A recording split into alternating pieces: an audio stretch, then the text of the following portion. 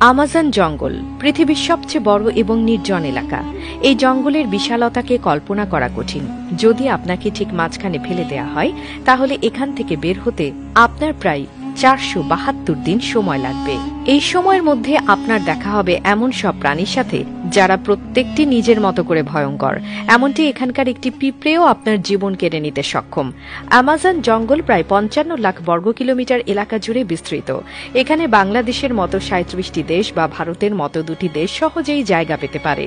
8টি দেশের মধ্যে এই জঙ্গলের বিস্তার রয়েছে: America, Brazil, Peru, Colombia, Bolivia, Venezuela, Ecuador এবং গায়ানায়। পৃথিবীর মোট অক্সিজেনের 20% আসে এই জঙ্গল থেকে। এই জঙ্গলকে রেইন ফরেস্ট বলা হয়, কারণ বছরে একটি দিনও নেই যেদিন এখানে বৃষ্টি না হয়। জঙ্গল এতটাই ঘন যে সূর্যের আলো মাটিতে পৌঁছাতে প্রায় 10 মিনিট সময় লাগে। এর ফলে দিনের বেলাতেও এখানে প্রায় অন্ধকার থাকে। এখানে 40,000 প্রজাতির গাছপালা, 1300 প্রজাতির পাখি, 2200 প্রজাতির মাছ, 270 প্রজাতির স্তন্যপায়ী প্রাণী এবং 380 প্রজাতির ভয়ঙ্কর ক্ষুদ্র প্রাণীর বসবাস। জঙ্গলে আছে গ্রিন অ্যানাকোন্ডা, বিশ্বের সবচেয়ে বড় সাপ। এটি প্রায় 33 ফুট লম্বা এবং 250 কেজি ওজনের হতে পারে। এটি এমনকি নিজের চেয়ে বড় প্রাণীকেও গিলে ফেলতে পারে।